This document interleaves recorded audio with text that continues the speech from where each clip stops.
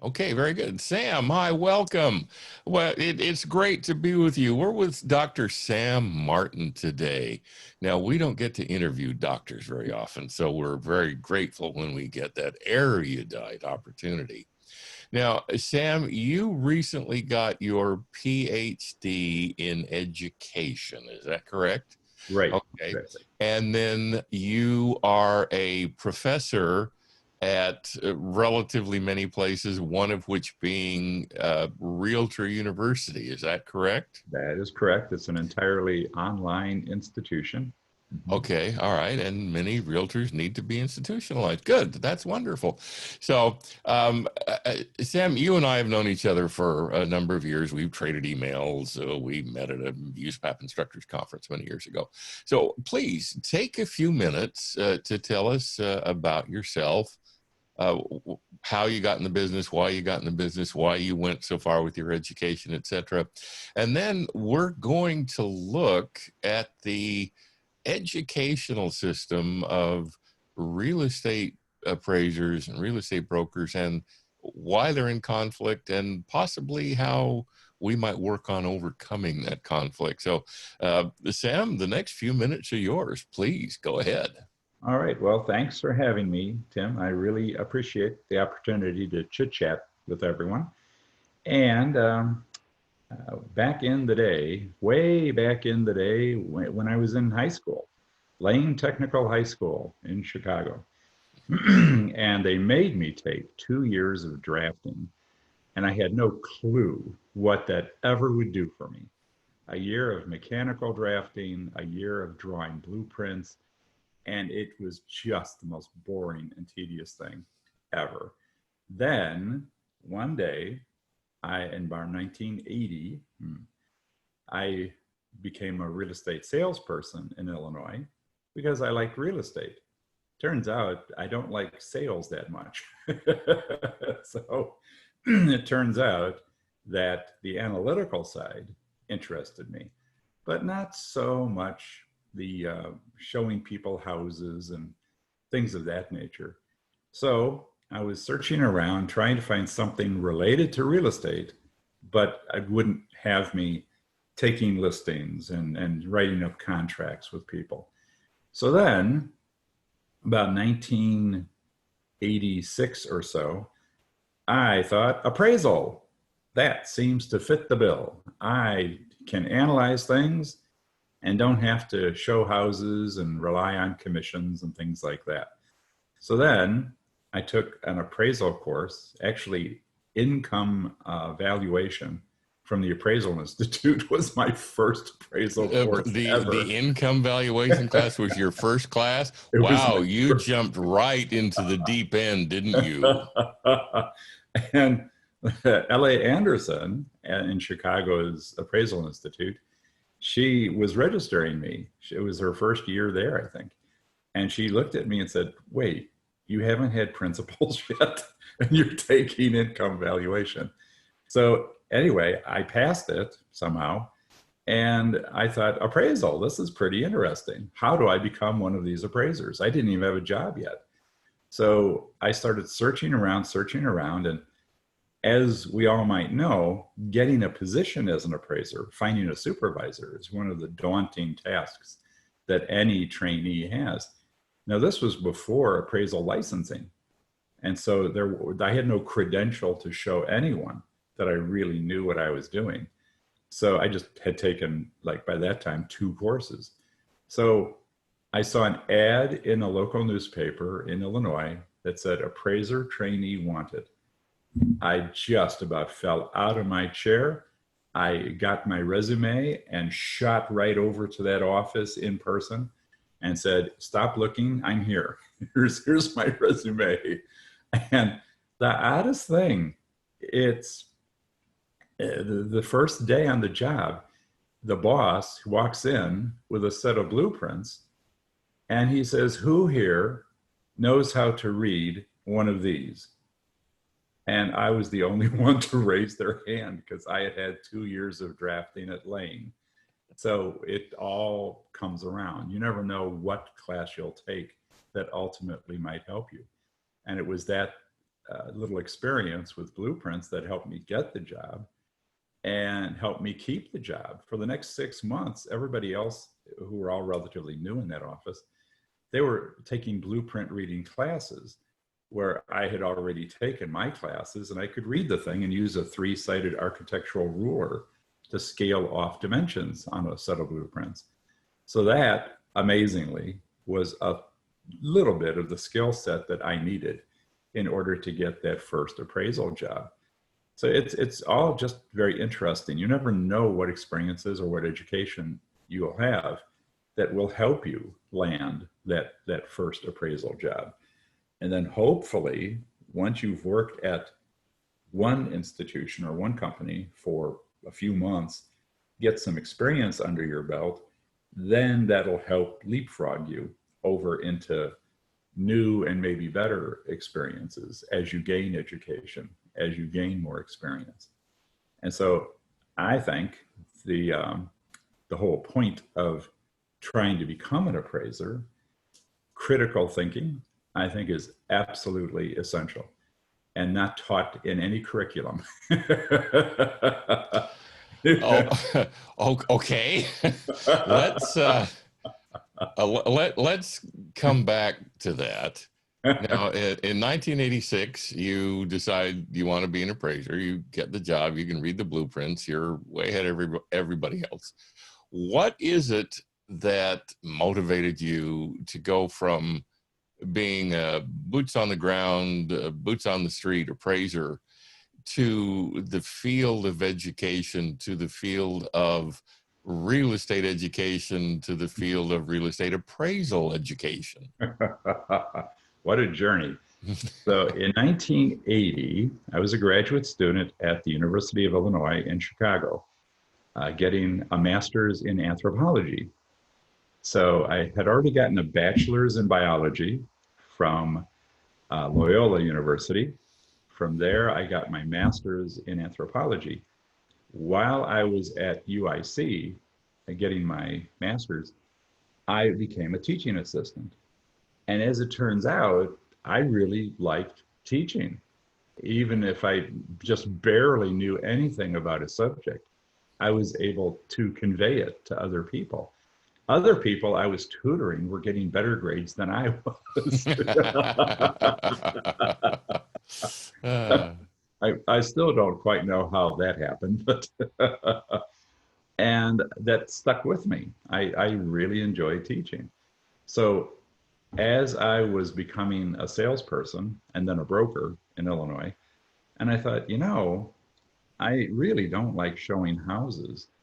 And I don't yet know much about commercial, so I couldn't break into commercial real estate yet. But I can teach. So 1988 I just marched forward and started teaching a pre-license course in a community college in one of the suburbs of Chicago. And I really enjoyed it. And I just kept on teaching, teaching real estate. And then when I became an appraiser, I said, well, there's a calling for this. They need appraisal instructors more and more. Why don't I try that? And the courses I really liked in appraisal were the ones that I was ultimately able to teach. I've always liked teaching newbies, if you will, people who don't have a license yet, they're not appraisers yet. I've always liked interacting with those folks and telling them what it's like out in the field and what sorts of challenges there will be. So it's not just about conveying information to pass a test. It's about, here is appraisal. And when I was starting to teach USPAP, before we had to be certified to teach USPAP, I was just teaching USPAP.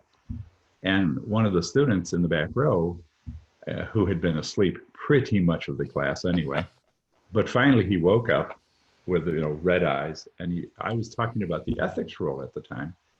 And the ethics rule in USPAP, one of the parts of it says, the appraiser must not commit a crime. He woke up at that moment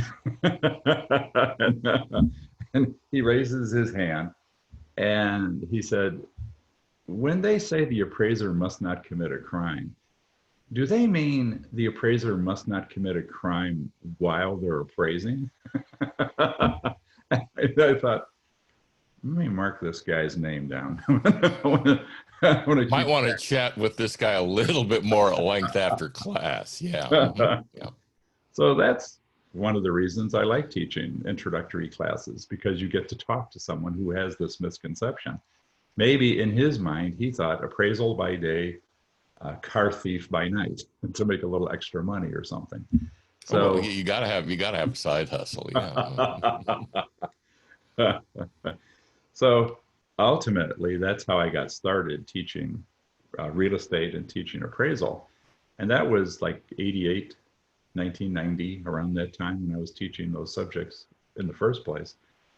And as the Appraisal Foundation was created and as they took over appraisal education in the United States, and I made sure I kept my credentials up so that I could continue teaching the courses that I wanted to teach, got my USPAP certification and all that happy stuff. In the meantime, higher education kind of went by the wayside because I was so busy just appraising and teaching, appraising and teaching. Then about 2008, I started teaching online. It was for Axia College, which was, unbeknownst to me, a part of University of Phoenix. So I started teaching higher education entirely online. And then from there, it evolved into Realtor University, which is entirely online. And 2015, well, 2008, 2015, I started getting my PhD. And I just wanted to get the thing. I wanted to prove to everybody I can do this research and I have the chops. I can actually do this. And it was a really beneficial experience. I thoroughly enjoyed it. And with help from you and a few other very nice people in the appraisal industry, you helped me get the participants for the study that I needed to perform and got the data I needed to analyze, wrote the dissertation, and defended it, oral defense of it, and got the letters after my name. And since that day, not only has it been a big ego boost, it's amazing what a PhD will do for your ego. Yeah, I understand. People just assume you know stuff. Well, you got to assume that now you know more than the people you were tutoring. Maybe I'll get a higher grade than them for once, maybe. In your PhD work, yeah. Okay, let's now you also have a DREI, a Distinguished Real Estate Instructor designation, which is not easy to get. I know, I tried. And you are also a Certified Distance Education Instructor, Right. a CDEI. So basically, you're out of the brokerage business. You're out of the boots on the ground, boots in the living room end of the appraisal business.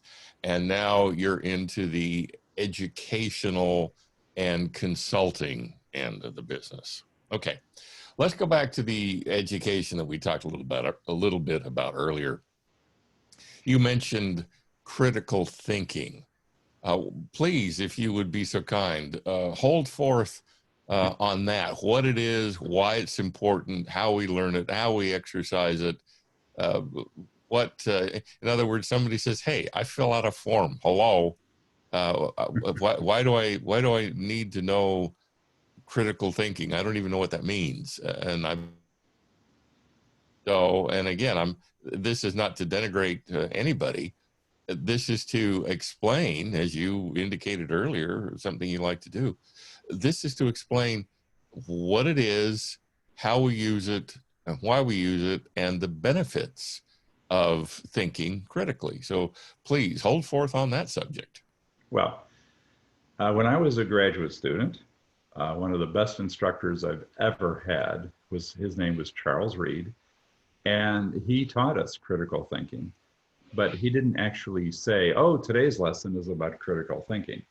He had us reading journal articles and reviewing journal articles. And he would set forth some of the criteria for looking at these journal articles. are these articles full of hot air? What was the background of the journal authors? I mean, the article authors. Did they have an axe to grind? Were they trying to propound a certain set of views that might be a little bit more political than scientific? And so I started reading things from that perspective. Even popular literature you can read, using that sort of a filter. And critical thinking, criticalthinking.org is a website anyone can go to and take a little look around. They've got a frequently asked questions area and things like that. And basically, it's literally thinking critically. It's analyzing thought. It's assessing thought. It's the skills and abilities related to thinking. And generally, what I picked up right away, everything on an even keel. The voice I'm using now is the voice I use. Almost always, this is how I talk. If someone's mad at me, and this is the most wonderful thing ever, if someone's mad at me, which is rare, but it does happen, and they're raising their voice and getting all mad and they're starting to swear, and I am about to hang up, and at the end of this long paragraph that they just said, and they'll stop and wait for me, but I don't say anything. And they say, well, don't you have anything to say? Did you ask a question? It's the most wonderful thing. And they're just, at that point, if you could see them, their faces are turning red. They're ready to storm out of the office. So the first person to lose their temper loses. It's really just that simple. And that's the philosophy I've carried forward all these years. So critical thinking imbues everything that we do. It really does. If I'm in a restaurant and getting into an argument with someone, I just calm down, analyze their position. I might wind up agreeing with some of their points, but I just don't attack someone because they're on the opposite end of a spectrum. I listen to their logic or illogic, and I just, just ask a question about one thing. That, if they don't have a defense, that right there, the whole argument falls apart like a house of cards. And in Facebook, this is a fantastic hobby. Someone makes a post on Facebook claiming this to be the truth, whatever it is. And I just reply and say, source? Like, what is your source? And the whole thing just blows up because they don't have a source. They just know what they believe. So, and I applied that then to appraisal.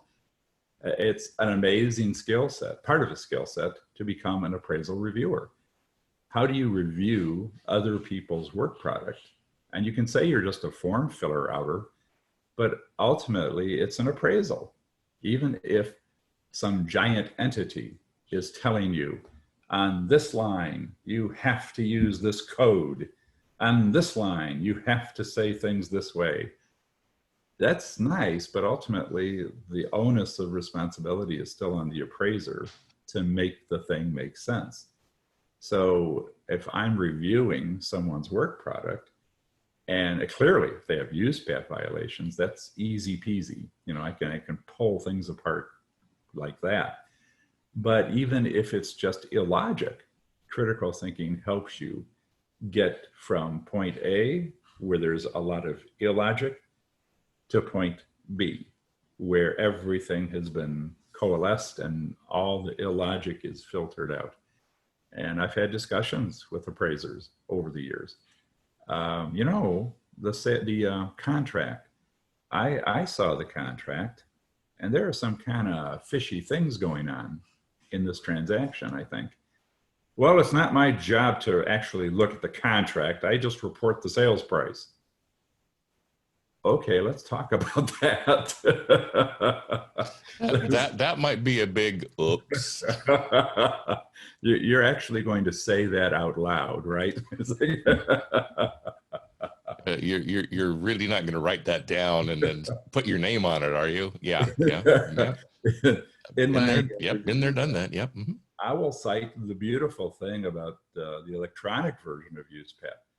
By page number and line number, I can copy and paste the part of the ethics rule or whatever rule they're violating and say, okay, according to this, you're wrong. It's very clear cut.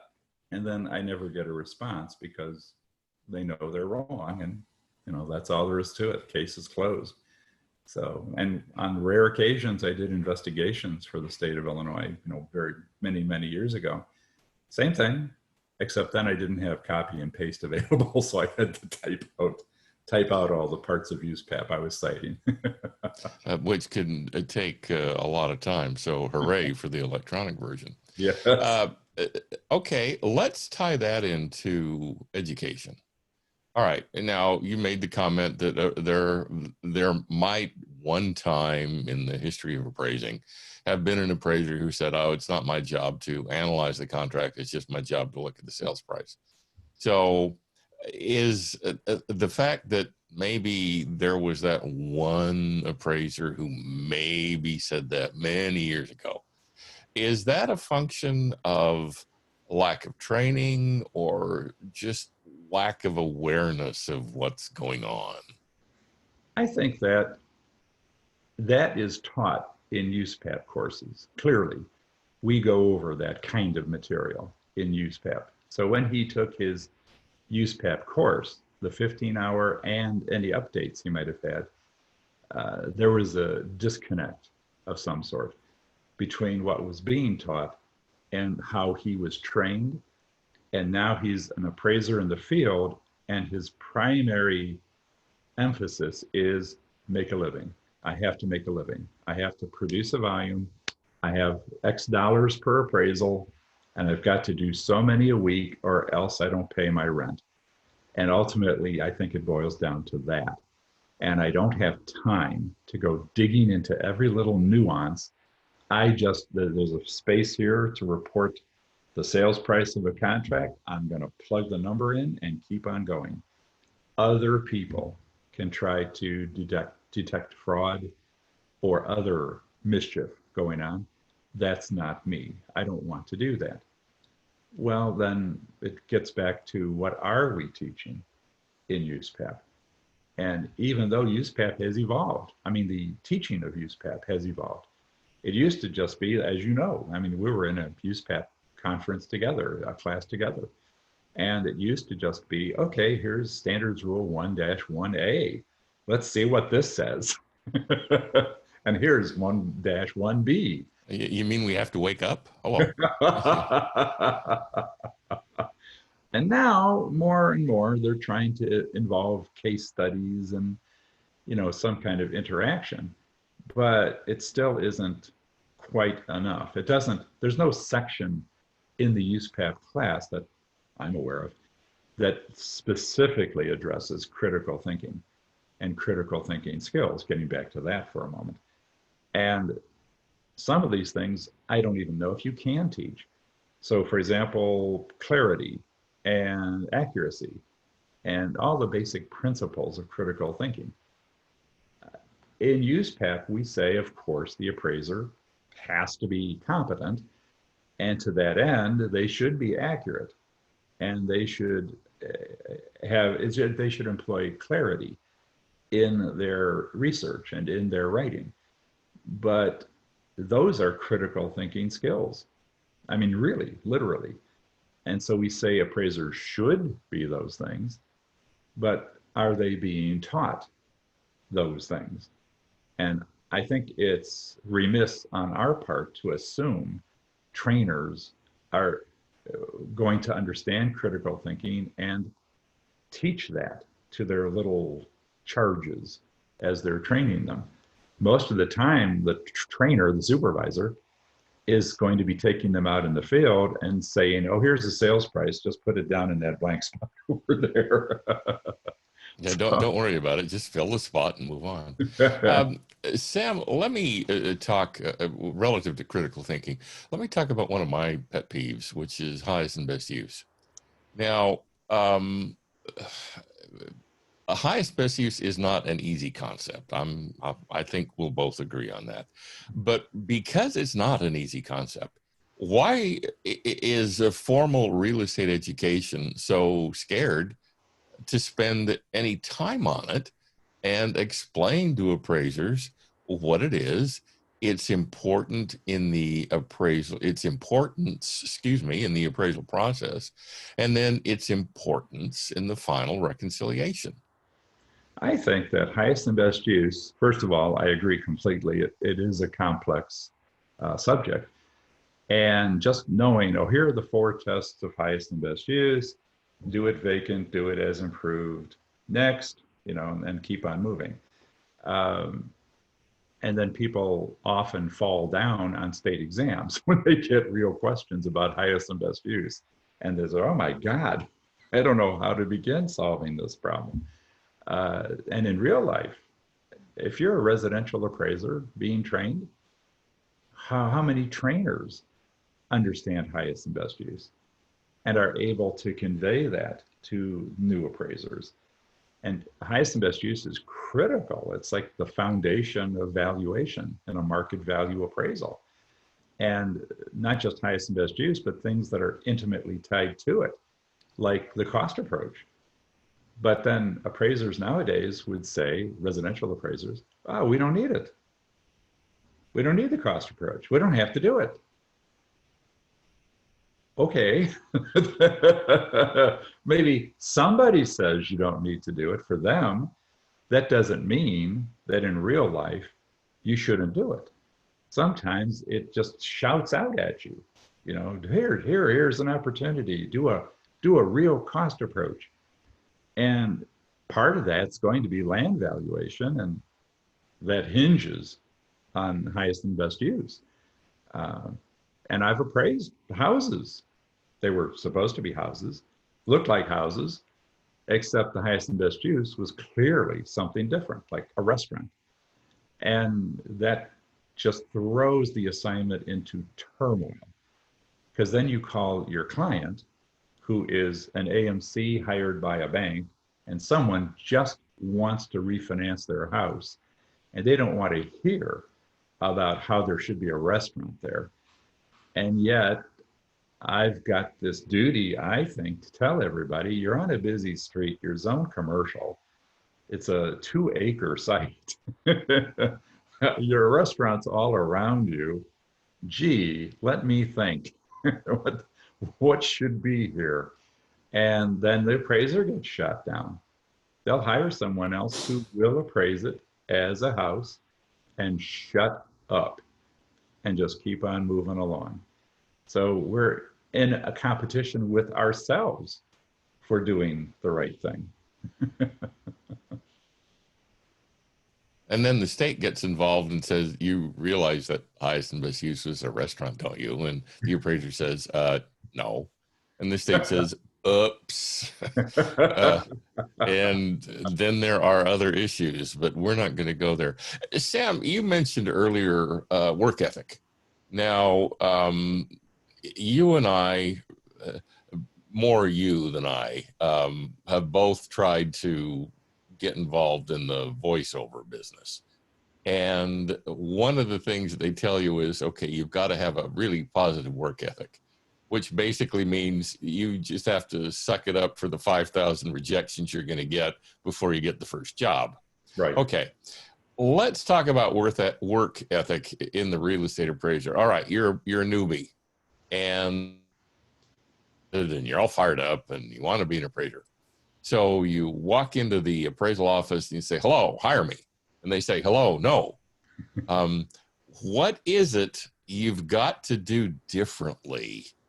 What is it you've got to bring to the table? What skill set or skill sets do you have to bring to the table to convince that supervisor that you're an asset and therefore he or she needs to hire you right here, right now, and put a job in your hands? What's necessary? I think the basic skill set that would attract a supervisor, well, I've just mentioned blueprint reading, which I think is really handy to be able to tell a supervisor you can do that. Tell them that you've got whatever level of education you've got. And if it's not good enough, start improving it.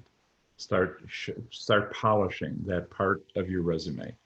So if you've got a high school diploma and a year of college, start working on the associate's degree. Start improving that aspect of your life.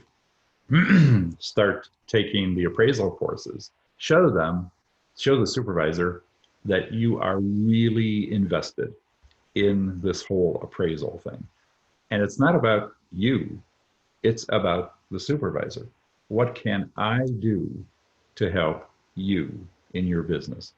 And where do I see myself in 5 years that would help you?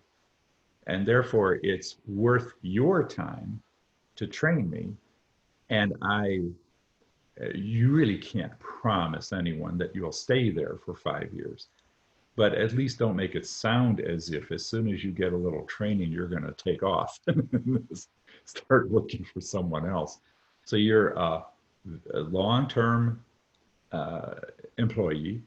You are going to help their firm. You understand critical thinking. You understand blueprint reading. You know how to use a financial calculator already. And if it's a commercial job, you already understand discounted cash flows. Not like an expert, but at least you're there. You've done that. At least in class, you've done things like that. So finance, maybe finance courses, anything that will show them you're not just a lump of lead sitting on a chair. And you can actually converse. You can write, writing skills. Show them examples of your ability to write. And it doesn't have to be appraisals. You write, you can write something, maybe at a business level. You can use Microsoft Office or the equivalent of that. You understand spreadsheets. You can make a spreadsheet. You can make a PowerPoint. You can write a Word document.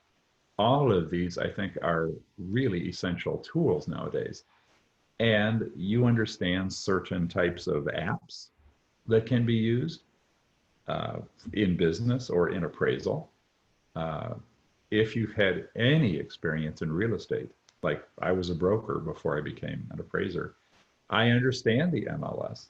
I know how to search for comparable sales. I know what a comparable sale is. I can identify one of those comparable sales. And there are whole college level classes, CE classes, like when is a comp a comp? You're 1 or 2 steps in that. You actually understand what comps are and you can find them. And you can look for alternative sources of data. And you actually read things, business articles or newspaper articles. You are on top of current events. You're plugged in. You understand what's happening around you.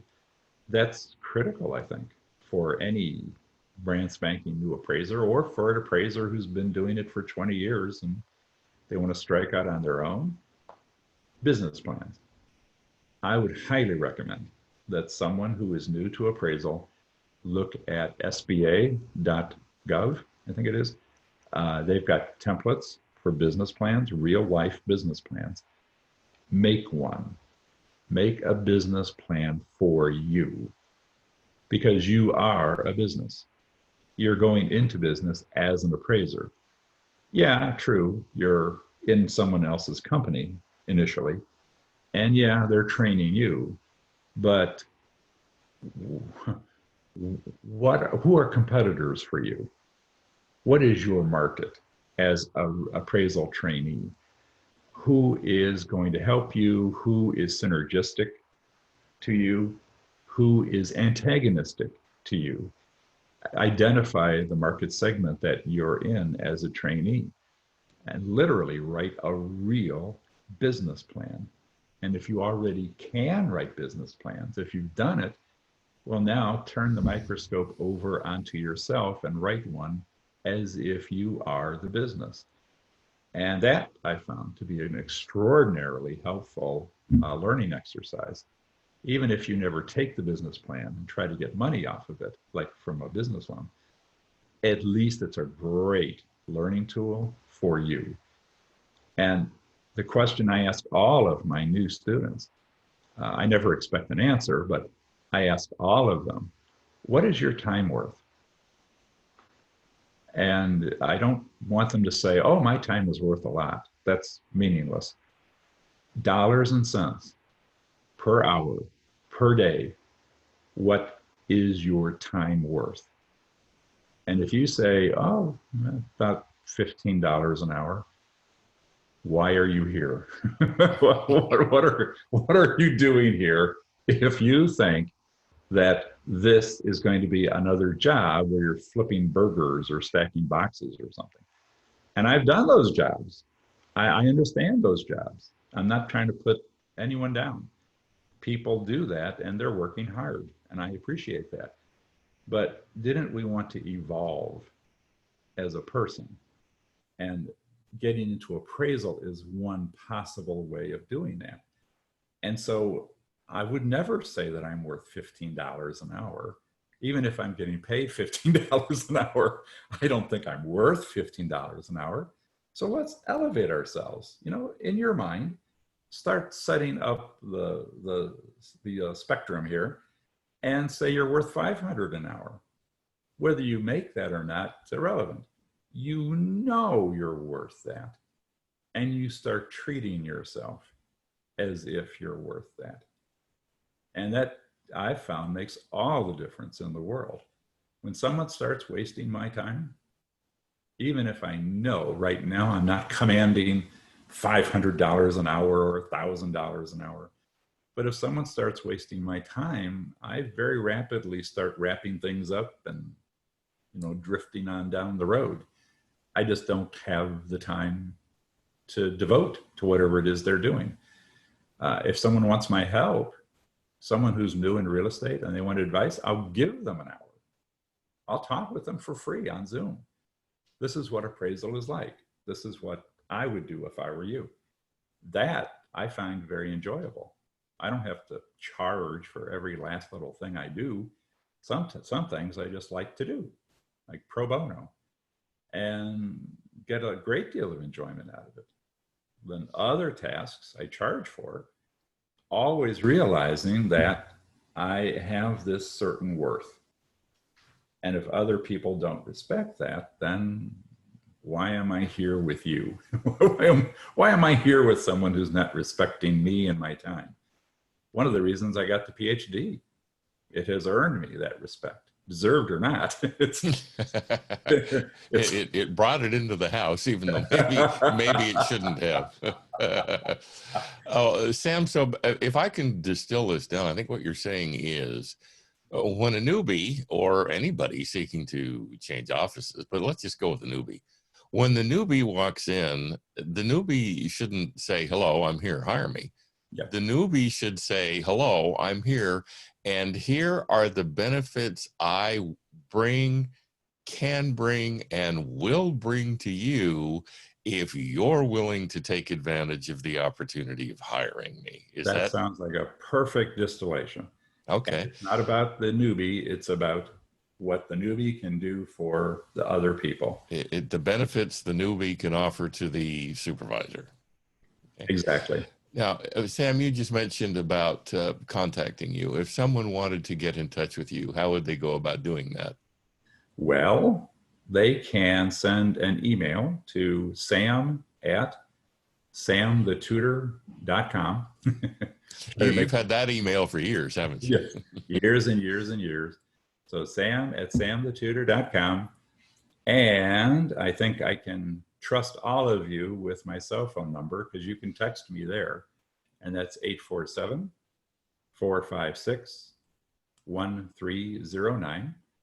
and anybody can reach me there by text, or they can email me. Either way, you can try to call that number, but that's kind of dicey because, you know, will I be able to pick up? And you'll leave a voicemail, and in a day I might be able to get back to you. So text messages, though, are, you know, they're more immediate. They stand out. They jump out at me. And one last comment, if you don't mind. No, please. The qualifying education that we have right now in appraisal, I think the courses are good. The content is fine. Translating it into real life, I think, is a daunting challenge. And now with the pandemic, and everybody is online, all of my classes now, real estate classes, are all on Zoom, except I've got a few webinars that are on another platform, but it's all remote. And so I think all of education, with very few exceptions, really should be available in an online modality. And you can have it synchronous, which is kind of like what we're doing here, you know, real time interacting, or asynchronous, where you put content up and someone clicks through it and answers questions, and you don't have a live instructor with you as you're doing it. Either way can be very effective in terms of learning. And some people who are in charge of education, not just the Appraisal Foundation, but other entities as well, they're of this old mindset that for it to be real, it has to be face-to-face. You have to have classes face-to-face. It's not a class unless it's face-to-face. North Carolina, where I am right now, North Carolina had this sort of antique notion that all education in real estate had to be classroom. Pandemic came, and like that, everything changed. And now practically everything, education-wise, in North Carolina is online. And as far as I can tell, people are learning and people really enjoy the online format. It all depends on how you set it up. It all depends on whether you have the proper learning tools available and are you engaging students. And whether you have a face-to-face class or an online class, if you just sit and start reading, appraisal is rendering of an opinion of value. Well, for about 10 seconds of that, people lapse into a coma and die. And okay. Well, all right. That explains why sometimes appraisers smell. But go on. So I found if you engage them, then proper learning tools, like there's a quiz program called Kahoot, and I've made Kahoots for my various classes, and people love those. They engage in them. They compete with each other, trying to get a high score in this dumb little program called Kahoot. And you can have crossword puzzles. You can do all kinds of things. You can even have role playing online if you set things up the proper way, and have people laughing and engaging and chatting with each other all online. And studies have shown, and I can cite those studies if you want, studies have shown in the 90s that if you do have a face-to-face class, standing, if the instructor stands, makes no difference. Absolutely no difference on student affect. So you don't have to stand, you don't have to walk into the classroom. That's an old wives' tale in real estate education.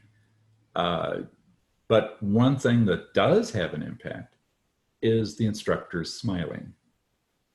The instructor sounds authoritative, they're on your side, they're there to help you, and they smile.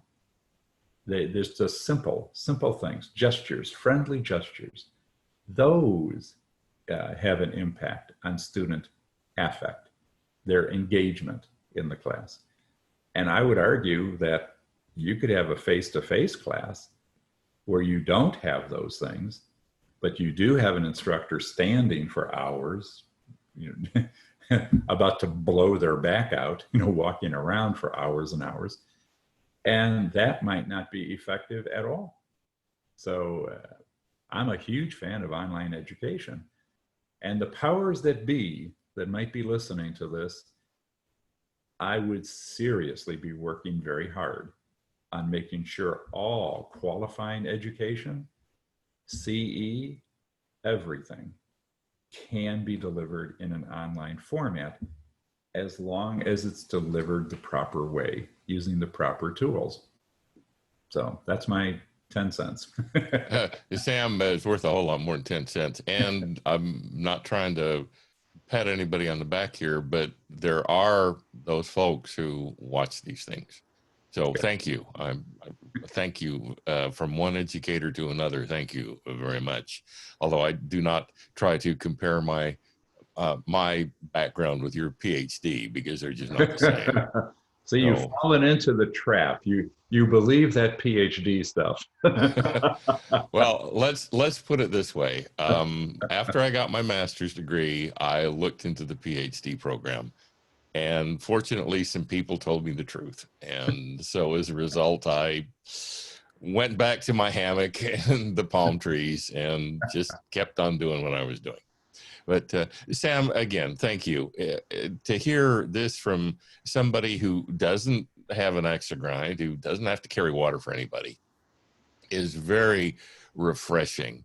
It's great to hear someone say, okay, you want a job? Great. But you got to be worth the job. Yeah. Nobody owes you a job. You owe somebody a skill set, so they'll give you a job. Right. And it's more than having sat through 75 or 100 classroom hours and taken one test and memorized enough of USPAP so you can pass the exam. We won't get into our collective opinion of the USPAP 15-hour exam here. That's not the place. But we will get into gratitude for your sitting down basically and consulting with us one-on-one on this on the matter of education, skill sets, critical thinking, and so forth. So again, Sam, thank you. My best to you, my best to your family. And even though we get together like this on occasion, we exchange emails, we exchange phone calls, I look forward to the next time we get to shake hands.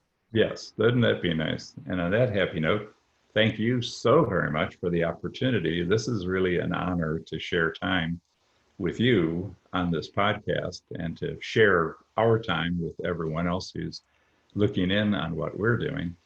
And an open invitation if anyone wants to reach out to me and just say hi or say, Sam, you suck. I'm an appraiser, so I'm used to that. Okay. Yeah, we've all pretty much heard that once or twice in our careers. Yeah. Well, Sam, again, thank you. My personal best to you and your entire family. And again, my gratitude for your time. So everybody, thanks so much for being here with us. There will be more of these. Sam's a mover and a shaker in our industry. Get in touch with him if you need to. And until the next time, thank you so much. Bye-bye now.